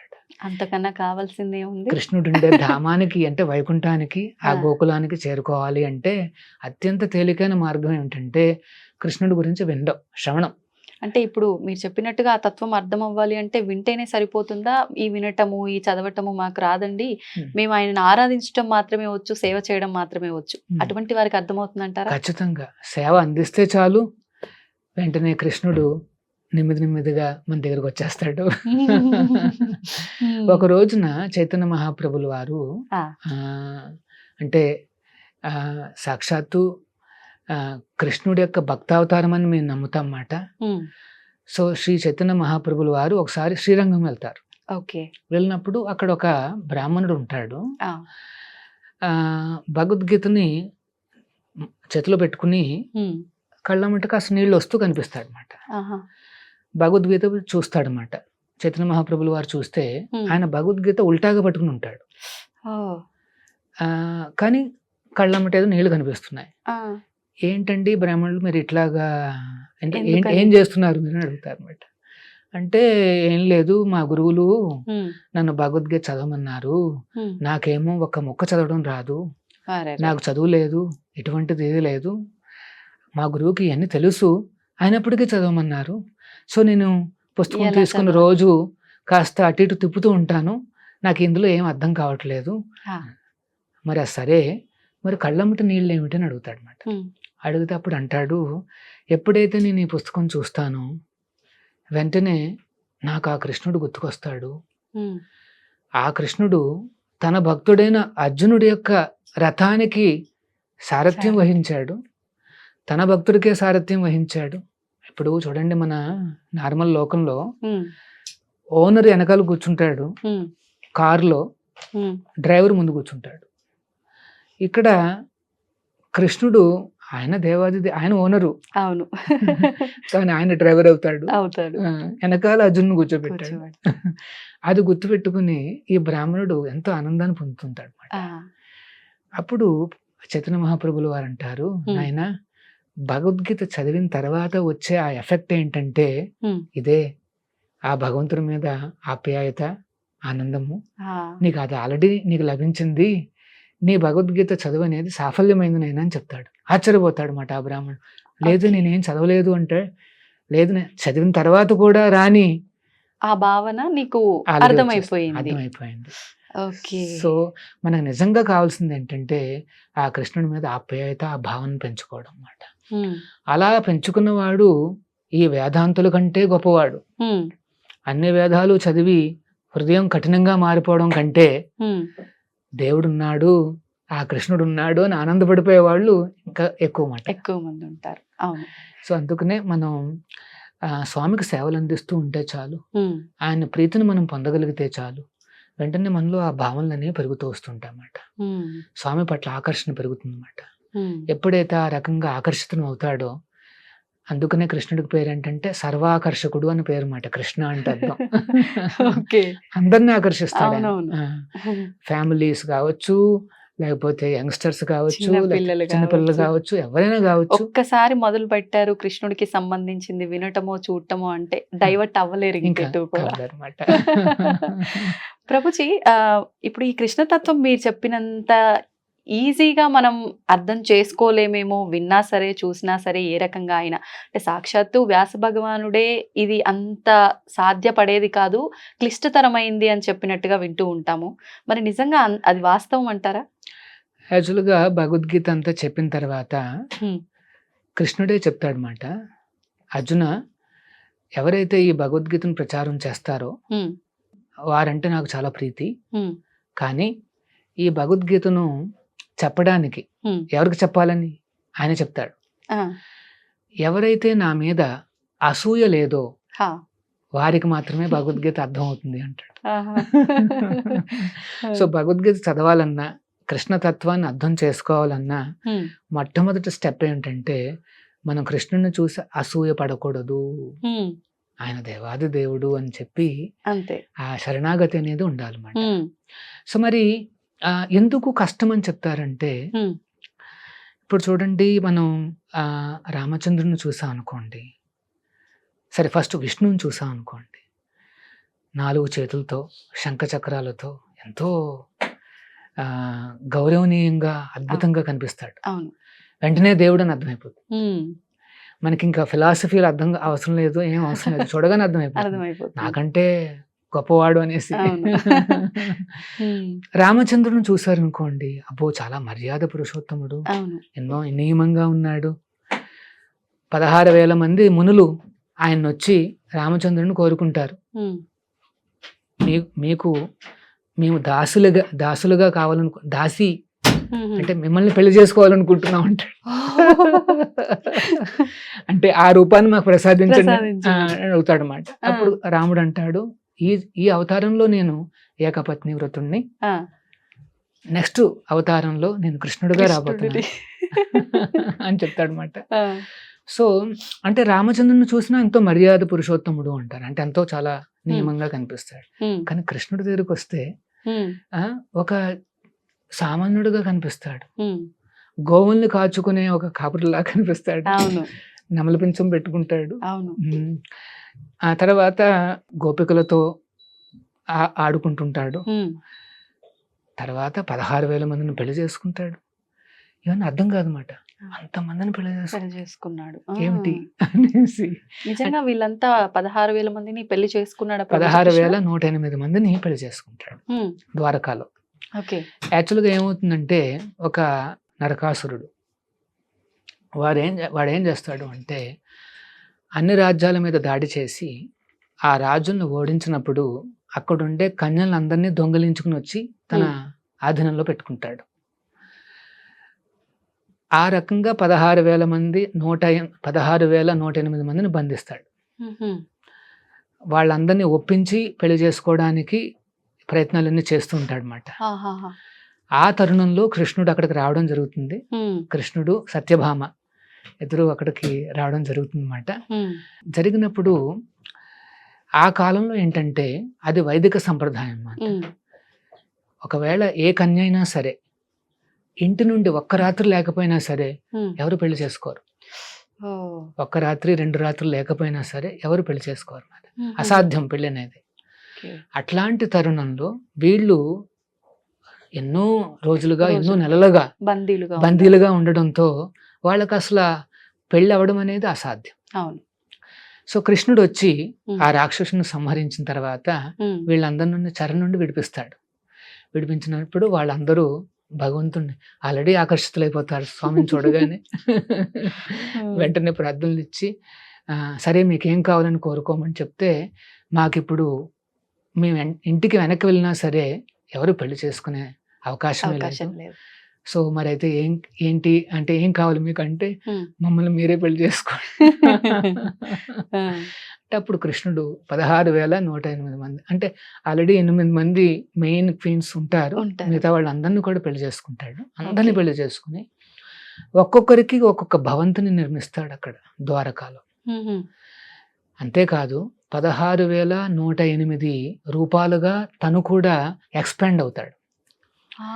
ఒక్కొక్క భార్యతో ఒక్కొక్క రూపం నివసిస్తుందన్నమాట. అంతమంది కృష్ణులుగా తను విభజన జరిగి తను ఒక్కొక్కరితో నివసించడం ప్రారంభిస్తాడు అనమాట. అంటే మానవులు ఒకవేళ ఎక్కువ మందిని పెళ్లి చేసుకున్నా వాడు ఒక్కొక్క రోజు ఒక్కొక్క ఇంటికి వెళ్ళగలుగుతాడు, వెళ్ళాల్సిందే అంతే. కానీ భగవంతుడు అట్లా కాదు, తను ఎక్స్పాండ్ అవుతాడు. సర్వాంతర్యామి అంతటా ఉంటాడు అన్నట్టు అంట అన్ని చోట్ల అన్ని గృహాల్లో కూడా ఆయన కృష్ణుడిగా అవతరించి అక్కడ ఉన్నాడు అనమాట. ప్రతి హృదయంలోనూ ఆయన ఎక్స్పాండ్ అయ్యి ఉండగలిగిన వాడు ఒక 16,000 మందికి అంత తొందరే ఉంది. మన ఏమిటంటారు, మానవ హృదయంలోనూ ఉన్నాడు పరమాత్మ రూపంలో, ఒక చిన్న మస్కిటోలో కూడా ఉన్నాడు. ఏదన్నా జీవి కదులుతోంది అంటే ఆ జీవిలో ఆత్మ ఉంది, పరమాత్ముడు ఉన్నాడు. అంటే చలనం ఉన్న ప్రతి దాంట్లో పరమాత్మ ఉన్నాడు అనుకోవచ్చా? అంటే ప్రతి జీవిలో కూడా చలనం ఉన్నా చలనం లేకపోయినా ఉన్నారన్నమాట. చలనం లేనివి ఏమిటి? చరాచర సృష్టి అంటారు కదా. అచర అంటే వృక్షాలు. అవును, వృక్షాల్లో కూడా ఆ స్వామి ఉన్నాడు అనమాట. సో అంటే పరమాత్ముడు ఉన్నాడు కనుకనే మనం కొంత ఆ యాక్టివిటీని చూస్తాం అన్నమాట.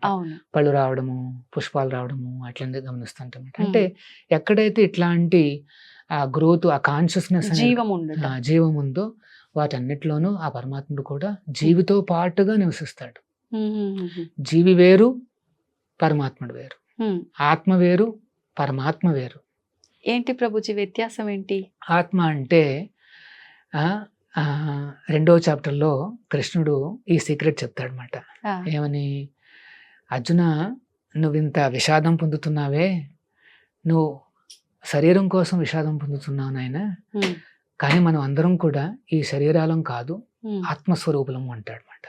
దేహినో యస్మిన్ యదా దేహే కౌమారం యవ్వనం జరా తథా దేహాంతర ప్రాప్తి ధీరస్తత్ర మోహ్యతి అని చెప్పి, ఈ జన్మలో మనం ఎన్నో శరీరాలు మార్చుకున్నాము, కానీ ఆత్మ మాత్రం మారదు. ఒకవేళ మనం ఈ శరీరాన్ని వదిలిపెడితే ఆత్మ ఇంకొక శరీరంలోకి ప్రవేశిస్తుందని చెప్తాడనమాట. అంటే ఇప్పుడు ఉదాహరణకి మనకి రీసెంట్గా ఒక పెద్ద యాక్సిడెంట్ జరిగింది, ఎయిర్ ఇండియా కదా. చాలా దురదృష్టకరమైన విషయం అది. ఆ బోర్డులో అంటే ఆ ఫ్లైట్లో ఉన్న అందరూ కూడా చనిపోయారు, ఒక్కడెవరో బతికారు. ఇంకొక ఆమె మిస్ అయిపోయింది, కాస్త లేటుగా వచ్చి ఆవిడ మిస్ అయిపోయింది, తప్పితే మిగతా వారందరూ చనిపోయారు. ఇప్పుడు ప్రశ్న ఏమిటంటే వారందరూ ఏమయ్యారు? భగవద్గీత ఘంటాపదంగా ఏం చెప్తుందంటే వారందరూ ఆల్రెడీ ఎక్కడో జన్మ తీసుకున్నారు. ఇప్పటికి ఆల్రెడీ జన్మించేశారు. ఏ కుటుంబాల్లో పుట్టారు, ఎక్కడ జన్మించారు అన్న విషయాలు కూడా యాక్చువల్గా శాస్త్రం బాగా చదివిన వాళ్ళకి అర్థమవుతుంది. అది ఇంకొక సైన్స్ మాట. ఈ కాలంలో కొద్దిగా అట్లాంటివి కఠినం అన్నమాట. కానీ ఖచ్చితంగా వారు ఆల్రెడీ జన్మించారు. ఏవో కుటుంబాల్లో వాళ్ళు ఆల్రెడీ 1 month 2 month అది ఎప్పుడు క్రాష్ జరిగిందో తెలియదు, అంటే ఆ. నాకు గుర్తులేదు. 2-3 months పైన అయింది. ఆల్రెడీ ఒక 2 months వాళ్ళకి ఆల్రెడీ అంటే జన్మించి ఉండడం అంటే ఆల్రెడీ వాళ్ళు గర్భంలోకి ప్రవేశించారు. ఓకే. 9 నెలలు పూర్తి కాగానే వారందరూ జన్మించేస్తారు. అంటే ప్రభుజీ ఖచ్చితంగా మానవ జన్మే తీసుకుంటారు అని చెప్పొచ్చా? అంటే ఏ జీవిలో అయినా ప్రవేశించవచ్చు అనుకోవచ్చు కదా? కరెక్ట్. ఉమ్. ఇక్కడ మరి నెక్స్ట్ జన్మ అనేది ఏ రకంగా వస్తుంది? అది ఈ జన్మలో చేసుకున్న పాపపుణ్యాల కలయిక. ఈ కలయిక ప్రకారము మనిషి రూపం రావచ్చు, లేకపోతే ఇంకొక రూపం రావచ్చు. అంటే ఆ యాక్సిడెంట్ జరిగింది కదా, దానివల్ల వారందరూ కూడా అంటే ఏమన్నా బ్యాడ్ లైఫ్ అని వస్తుందంటే అది చెప్పడానికి లేదు. ఎందుకంటే ఎలా చనిపోతాం అనేది ఆల్రెడీ నిర్ణీతం అయిపోయింది. ప్రతి ఒక్కరూ ఏ రకంగా చనిపోతారు అనేది నిర్ణీతం అయిపోయింది. దేని ప్రకారము? అది పూర్వజన్మ చేసుకున్న పనులని బట్టి, దాన్ని బట్టి. మరి ఈ జన్మలో చేసుకున్న దాని ప్రకారము నెక్స్ట్ జన్మ అనేది లభించింది ఆల్రెడీ వాళ్ళకి. ఇప్పుడు 2 నెలలే కాబట్టి ఇంకా గర్భంలో ఉన్నారు, కానీ ఆల్రెడీ నడుస్తుంది ప్రాసెస్ నడుస్తుంది అన్నమాట. కొన్ని రోజుల్లోనే వాళ్ళు పుట్టబోతున్నారు అనమాట, అంటే కొన్ని నెలల్లో వాళ్ళు. సో మనం చేసుకున్న ప్లస్ మైనస్ల ద్వారా నెక్స్ట్ లైఫ్ లో 4 అనేవి నిర్ణీతం అవుతాయి అట్లీస్ట్. జన్మైశ్వర్య శృతశ్రీ ఒకటి ఏంటంటే ఎక్కడ పుడతారు అనేది నిర్ణయం అవుతుంది. కొంతమంది గోల్డ్ స్పూన్తో మేబీ టాటా బిర్లా అట్లాంటి ఫ్యామిలీస్ లో పుడతారు. కొంత పాపం ఏమీ లేకుండా ఉండే ప్రదేశాలు, కొన్ని ఆఫ్రికన్ కంట్రీస్ లాంటివి, అక్కడ కూడా పుడతారు. అంటే ఇది దేవుడు చేసిన డిస్క్రిమినేషన్ కాదు, మనం చేసుకున్న ప్లస్ మైనస్. దేవుడు ఆయన న్యూట్రల్, కరుణ, ఆయన చాలా అందరిపైన ఒకేలా. ఎందుకు అందరిపైన ఒకేలా ఉంటాడు అంటే అందరూ కూడా ఆయన బిడ్డలే, అంతే, ఆయన కొడుకులే. సో ఆయన ఏమంటాడంటే, నేను తండ్రిగా మీకు అందరికీ న్యూట్రల్ అయ్యా, మీరు బాగా మంచి పనులు చేస్తే పైకి వస్తారు, చెడ్డ పనులు చేస్తే కిందకి వెళ్ళిపోతారు. ప్రభుజీ ఇప్పుడు అందరూ ఆయన బిడ్డలే, మరి అందరూ ఆయన బిడ్డలైనప్పుడు ఎన్నెన్నో అరాచకాలు, దుర్మార్గాలు, ఒకడేమో చాలా మంచివాడు అవుతాడు, ఒకడేమో చాలా దుర్మార్గుడు అవుతాడు. మరి మన తల్లి అయితే మనని ఖచ్చితంగా తప్పు చేస్తే మందలించి సరి చేస్తుంది. మరి భగవంతుడు సరి చేసే ప్రయత్నం చేస్తున్నాడా అంటే ఏం చెప్తారు? ఖచ్చితంగా చేస్తాడు. ఒకవేళ ఎవరైనా బాగా భయానకమైన రాక్షసుడు అయిపోతే స్వయంగా వచ్చి వాడిని చంపడం కూడా చేస్తుంటాడు స్వామి. ఈ కలికాలంలో సాధ్యపడుతుందంటారా? అంటే ఈ కలికాలంలో ఒక సమస్య ఏంటంటే, పూర్వకాలంలో అయితే ఇట్లాంటి రాక్షసులను చూసాం. అంటే హిరణ్యకశిపుడు, హిరణ్యాక్షుడు అని మనం చూసాం. మరి కలియుగంలో ఒక విశేషం ఏంటంటే, ప్రతి ఒక్కళ్ళలోనూ రాక్షస గుణాలు ఉన్నాయి, దైవ గుణాలు కొద్దిగా, రాక్షస గుణాలు కూడా ఉంటాయన్నమాట. అంటే నిన్నటి వరకు బాగానే ఉన్నాడు కదరా, ఈ రోజు ఏంటి ఇంత భయానకంగా ఉన్నాడు అని అనిపిస్తుంది అప్పుడప్పుడు. అన్ని షేడ్స్ చూపిస్తారు. ఎగ్జాక్ట్లీ. సో మరి స్వామి చంపాలంటే ఇంకా అందరినీ చంపేయాలి, అట్లా కాదు. అందుకనే ఈ కలియుగంలో భగవంతుడు అవతరించిన అవతారం ఏంటంటే, నేను చెప్పినట్టు శ్రీ చైతన్య మహాప్రభు అన్నమాట. వీరిని మనం అర్థం చేసుకోవాలి. గౌర నితాయిని స్వయంగా వెస్ట్ బెంగాల్లో అవతరించారు. మీరు అనొచ్చు, మరి ఈ అవతారానికి మరి ఏమన్నా శాస్త్ర ఉక్తం ఏమన్నా ఉందా అంటే, శ్రీమద్ భాగవతం చెప్తోంది, ఎన్నో పురాణాలు చెప్తున్నాయి. ఏమని? శ్రీకృష్ణుడే ఆ భక్తుడి అవతారంలో వస్తాడు ఈ కలియుగం ప్రారంభంలో అని చెప్తుందన్నమాట. సో ఏంటది? కృష్ణవర్ణం తుషాకృష్ణం సాంగపాంగాస్త్ర పార్షదం యజ్ఞై సంకీర్తన ప్రాయ యజంతి సుమేధసహ. కలియుగంలో తెలివితేటలు ఉండే వాళ్ళందరూ కూడా ఆ దేవాది దేవుణ్ణి సంకీర్తన యజ్ఞం ద్వారా ఆరాధిస్తారు. మీరు అడిగారే ఆరాధన ఏ రకంగా చేయాలి అని, అది సంకీర్తన ద్వారా చేయాలి. అంటే సంకీర్తన అంటే ఏంటంటే, ఈ హరినామాన్ని పాడడం గాని జపం చేయడం ద్వారానే మాత్రమే మనం స్వామిని పూజించగలుగుతాం అన్నమాట. మరి ఆ రూపం ఏమిటి? ఈ సంకీర్తన స్వీకరించే ఆ భగవంతుడు రూపం ఏంటంటే, కృష్ణవర్ణం తుషాకృష్ణం సాంగపాంగాష్ట్ర పార్షదం. సాక్షాత్తు కృష్ణుడే, కానీ కృష్ణుడు కలర్ ఉండదు, బంగారు వర్ణంతో వస్తాడు. ఆయన పేరే శ్రీ చైతన్య ఆర్ గౌరంగ. మన తెలుగు వాళ్ళు మనం వినలేదు ఈ పదాన్ని. వెస్ట్ బెంగాల్లో అవతరించిన స్వామి పేరు మాట. ఆ సంప్రదాయంలో వస్తున్న వారే ఈ ప్రభుపాదుల వారు. ఈ హరే కృష్ణ మూమెంట్ అంతా కూడా ప్రారంభించింది ఆ చైతన్య మహాప్రభుల వారు. సాక్షాత్తు కృష్ణుడే ఈ హరినామాన్ని మనకి ప్రవేశపెట్టి ఎవరైతే ఈ జపం చేస్తారో, సంకీర్తన చేస్తారో, మనం ఆరాధిస్తున్న కృష్ణుడు ఎవరు అంటే శ్రీ చైతన్య మహాప్రభుల వారు అన్నమాట. మనకు తెలియకపోవచ్చు, కానీ స్వామి మన నుండి తీసుకుంటున్నాడు అన్నమాట. మీరాదేవి తన యొక్క గీతాలలో ఆ చైతన్య మహాప్రభువును ప్రార్థిస్తుందన్నమాట.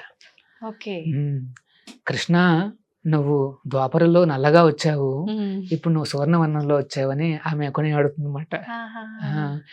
సో ఈ అవతారానికి ఇంకొక పేరు ఏంటంటే చన్న అవతారం అంటారు. అంటే చన్న అంటే కనిపించడు, ఎవరికి తెలియదు, గుప్తంగా వస్తాడనమాట.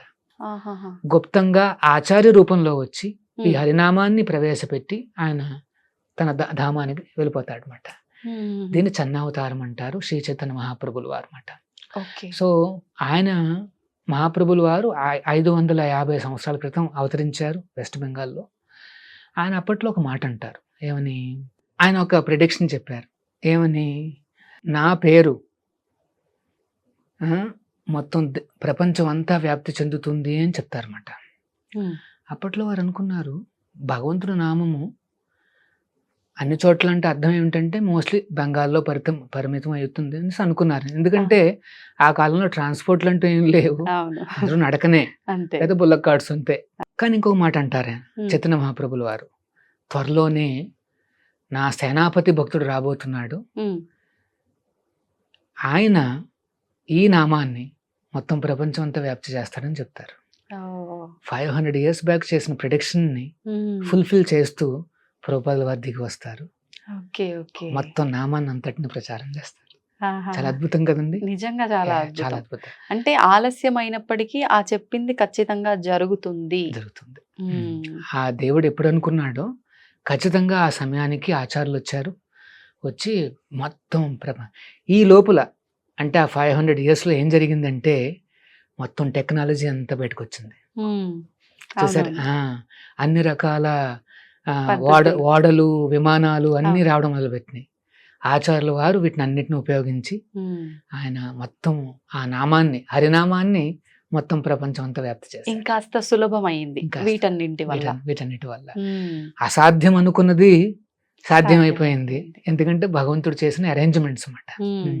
ఒకవేళ బుల్లక్ కార్డ్సే ఉంటే ఇప్పుడు చాలా టైం పడుతుంది, అసాధ్యం అన్నమాట ఒక రకంగా చెప్పాలి. ఒక ప్రదేశం నుంచి ఒక ప్రదేశానికి వెళ్ళటానికి పట్టే రోజులే ఎక్కువ, మనం వెళ్ళి అక్కడ చెప్పే విధానం కన్నా కూడా. అవును.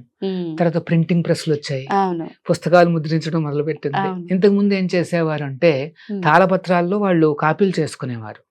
ఒక పుస్తకాన్ని చూసుకుని ఇంకొక పుస్తకం మీద తాళపత్రాలు అంటే పామ్ లీవ్స్ ఉంటాయి కదా, వాటి మీద వాళ్ళు రాసుకునేవారు అన్నమాట. అలా ఒక కాపీ చేయాలంటే ఎన్నో నెలలు పట్టేది. దాన్ని ఒకరికి బహుమానంగా ఇచ్చేవారు, తర్వాత ఇంకొక కాపీ చేసేవారు. అట్లా చూడండి, వెంటనే ప్రింటింగ్ ప్రెస్లు రావడము. మరి ఇప్పటి వరకు ప్రభుపాదుల వారి పుస్తకాలు ఎన్ని ప్రచురితమే అంటే ఎన్ని రకాలుగా మేము డిస్ట్రిబ్యూట్ చేసాం, ఎంత వితరణ జరిగిందని ఆలోచిస్తే ఆ భగవద్గీత దానికి సంబంధించిన పుస్తకాలన్నీ కలిపితే ఆల్మోస్ట్ 55 కోట్లు కాపీలు మొత్తం ప్రపంచంలో అందరూ అంతమంది తీసుకున్నారు. 55 crore పుస్తకాలు. ఎంత కాలంలో ప్రభుజీ ఇదంతా? ఇది లాస్ట్ 45 years లో చేసాము ఇది.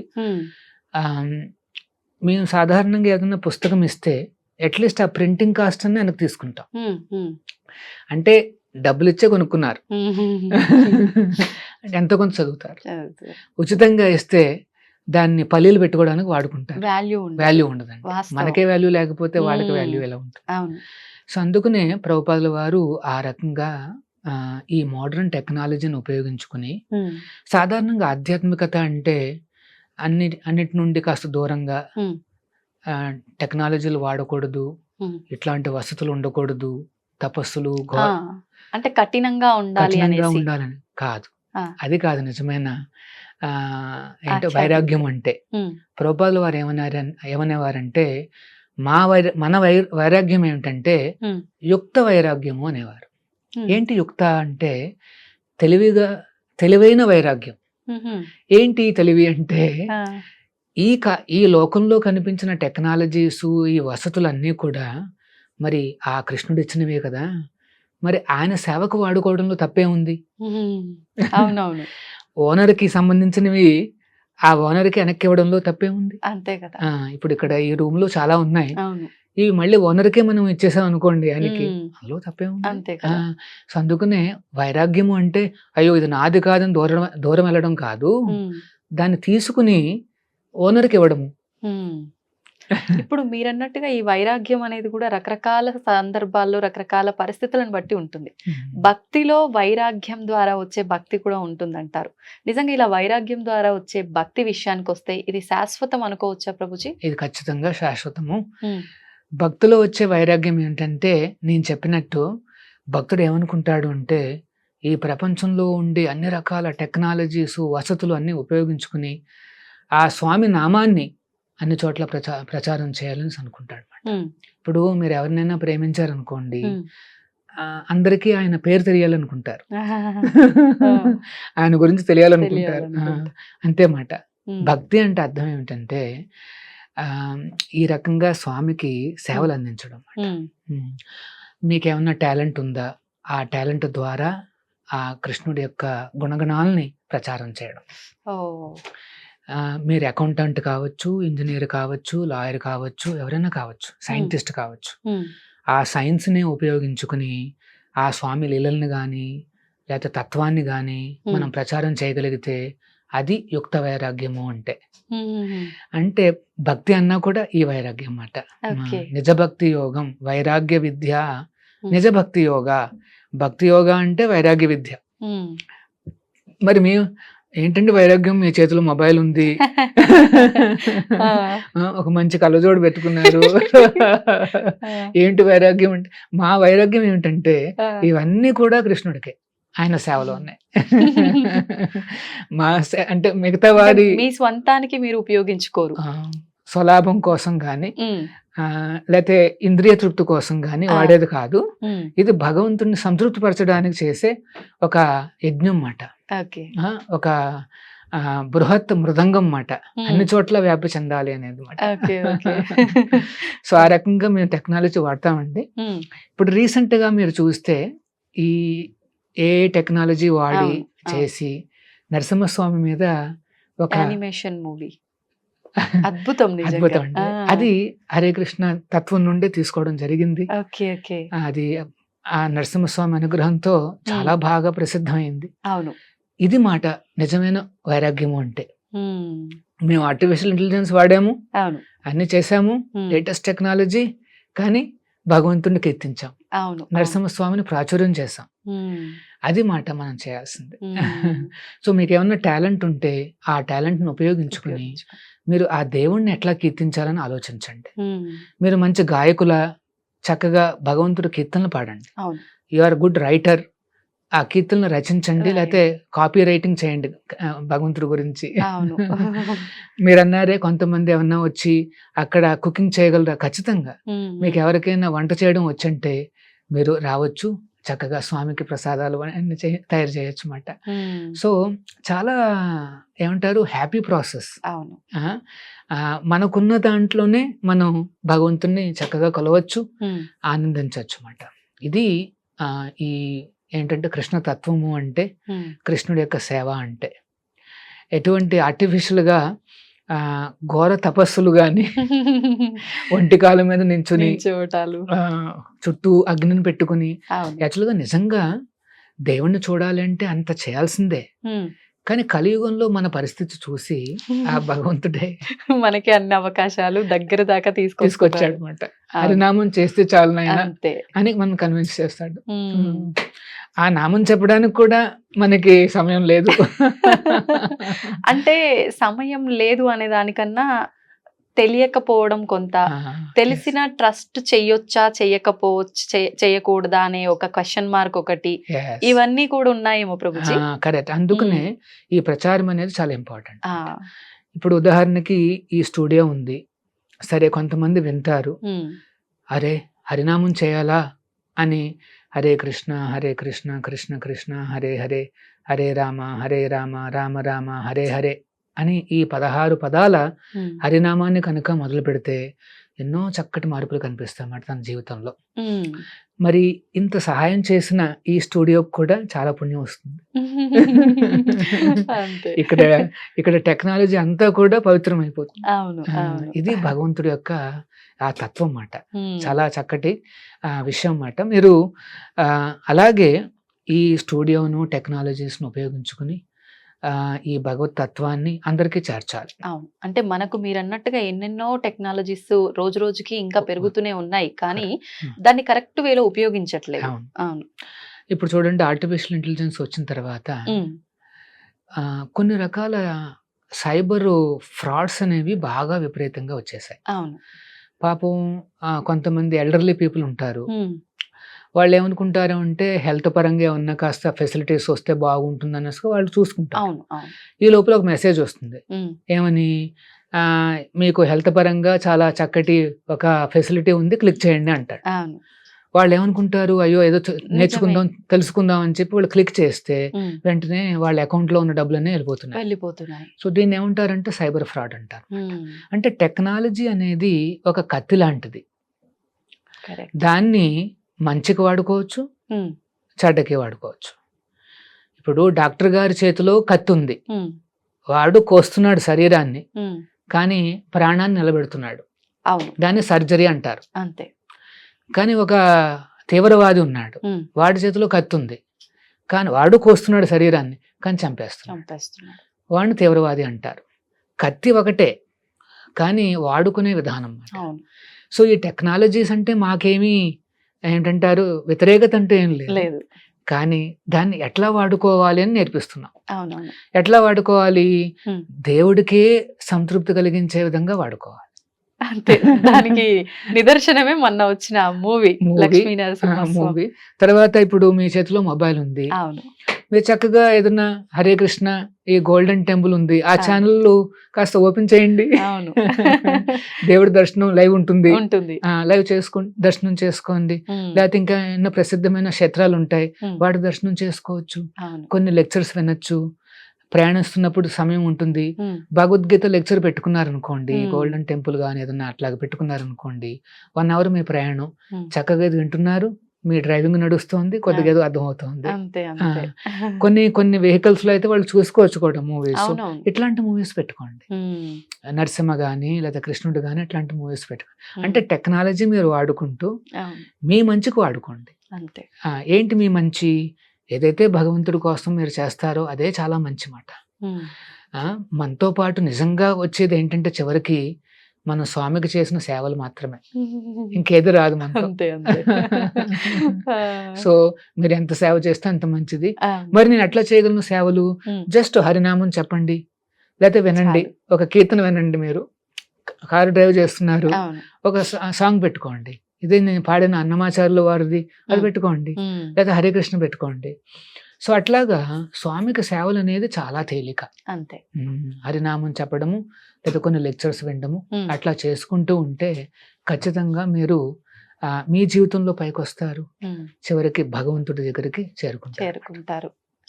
ఏంటి అసలు అంటే మనిషి యొక్క పర్పస్ ఏంటి అని అంటే ఏంటి అనేది మనకు ఈ దారిలో వెళ్తే ఆటోమేటిక్ గా మనం ఏం ప్రయాసలు పడకుండానే అంతిమానికి చేరుకోవచ్చు, కరెక్ట్ మార్గంలో. అంతే కదా ప్రభుజీ? అంతే. అంటే మీరు చేస్తున్న కార్యక్రమాలు, మీ కర్తవ్యాలు మీరు చేస్తూ ఉండాలి. చేస్తూ ఉంటూ స్వామిని తలుచుకోవాలి. ప్రతిరోజు దేవుని తలుచుకోండి. ఆ తలుచుకునే మార్గం ఏమిటంటే ఈ హరే కృష్ణ మహామంత్రం. నామాన్ని చెప్తే చాలు, ఆ స్వామి సాంగత్యం మనకు లభించినట్టే. సో ఆ రకంగా తస్మా సర్వేషు కాలేషు మామనుస్మర యుద్ధచ అన్నాడు కృష్ణుడు. అర్జున నువ్వు యుద్ధం చెయ్యి అన్నాడు, కానీ నన్ను తలుచుకుంటూ అన్నాడు. అంతే తేడా. అంతే. భగవద్గీత ముందు కూడా యుద్ధం చేస్తున్నాడు అర్జునుడు, ఎలాగూ చేస్తావు నామస్మరణతో చేయి. సో మీరు ఐటీ ఇంజనీర్ అనుకోండి, టైపింగ్ చేస్తున్నారు, కాస్త రొటీన్ వర్క్, అంతే, హరే కృష్ణ అనుకుంటూ చేసుకోండి. వంట చేస్తున్నారు, హరే కృష్ణ చేసుకోండి. అట్లాగా ఎక్కడ మనకు వీలైతే అక్కడ స్వామి నామాన్ని తలుచుకుంటే మనం ఆ భగవత్ సాంగత్యం వల్ల చాలా ఎనర్జెటిక్గా ఉంటాం, చాలా ఆనందంగా ఉంటాము. ఆ తర్వాత ఇవన్నీ మనం ఇక్కడ కర్తవ్యాలన్నీ సంపూర్ణమైన తర్వాత పునర్జన్మ నైతి, మళ్ళీ ఇంకొక జన్మ అంటూ ఉండదు. ఈ దుఃఖాలయానికి రావాల్సిన అవసరం లేదు. ఆ స్వామి ఉండే వైకుంఠానికి, ఆ గోలోకానికి చేరుకోవచ్చు.